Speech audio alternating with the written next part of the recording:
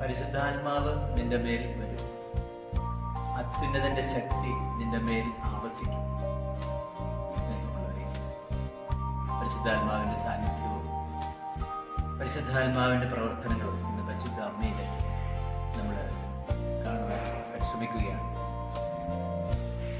പരിശുദ്ധ ദൈവമാതാവിനെ പരിശുദ്ധാത്മാവിന്റെ മണവാട്ടിയായിട്ടാണ് തിരുസഭ കാണുന്നത്.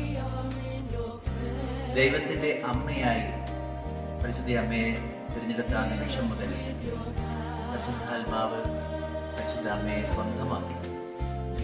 സ്വന്തമായി കണ്ട് പരിശുദ്ധാത്മാവ് അമ്മയുടെ കൂടെ നടക്കുന്നതും അമ്മയെ നയിക്കുന്നതൊക്കെ നമുക്ക് കാണുവാനായിട്ട് സാധിക്കും. അതുകൊണ്ടാണ് പരിശുദ്ധ അമ്മ അമരോത്ഭവയും നന്മ നിറഞ്ഞവളും നിത്യകന്യകയുമായി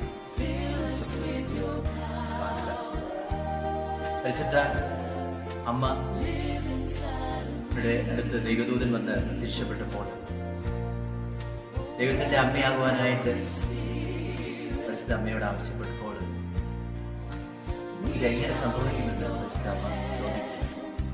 അപ്പോഴാണ് ദൂതൻ പറയുന്നത്, പരിശുദ്ധാത്മാവ് നിന്റെ മേൽ അത്യുന്നതന്റെ ശക്തി നിന്റെ മേൽ ആവശ്യിക്കും. യാതൊരു സംശയവും അമ്മ ഇതാ കർത്താവിന്റെ ദാസി എന്ന് പറഞ്ഞുകൊണ്ട് ദൈവത്തിന് പൂർണ്ണമായിട്ട് കീഴ്പ്പെടുന്നു. ആ നിമിഷം മുതൽ പരിശുദ്ധ അമ്മയുടെ ജീവിതത്തിൽ സങ്കീർണങ്ങളും പ്രശ്നങ്ങളും പ്രതികൂല സാഹചര്യങ്ങളുമാണ്. എന്നാൽ അവിടെയെല്ലാം ദൈവത്തിന്റെ തിരുമനസ്സിന് കീഴ്പ്പെടുവാനായിട്ട് പരിശുദ്ധാത്മാവ് അമ്മയെ സഹായിക്കുന്നത് സാധിക്കും.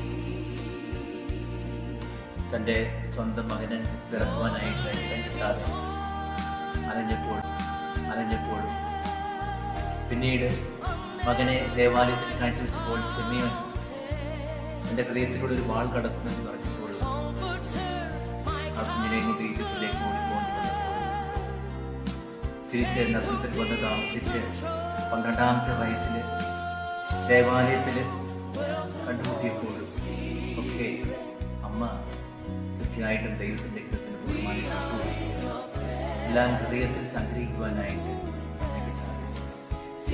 30-ാമത്തെ വയസ്സിൽ തന്നെ വിട്ട് ഈശോ പരസ്യത്തിൽ പോയപ്പോൾ പിന്നീട് മകനെക്കുറിച്ച് ഒത്തിരി വിമർശനങ്ങൾ നമ്മൾ കേട്ടപ്പോൾ, അതുമല്ല കുരിശിന്റെ പാതയിൽ മകനെ സന്ധിച്ചപ്പോൾ കുരിശിന്റെ ചുവട്ടിൽ നിന്ന് യോഹന്നാനെ സ്വന്തം മകനായിട്ട് സ്വീകരിച്ചപ്പോൾ, അതുപോലെ യോഹന്നാനെ പോലെ എല്ലാ ക്രിസ്തു ശിഷ്യന്മാരെയും സ്വന്തം മകനായിട്ട് സ്വീകരിക്കുവാനായിട്ട് അമ്മയ്ക്ക് സാധിച്ചു. കർത്താവിൻ്റെ ഉത്ഥാനത്തിന് ശേഷം ഈശോയുടെ ശിഷ്യന്മാരോടുകൂടെ പരിശുദ്ധാത്മാവിനെ സ്വീകരിക്കാനായിട്ട് അമ്മ പ്രാർത്ഥനാനിരതയായിരുന്നു.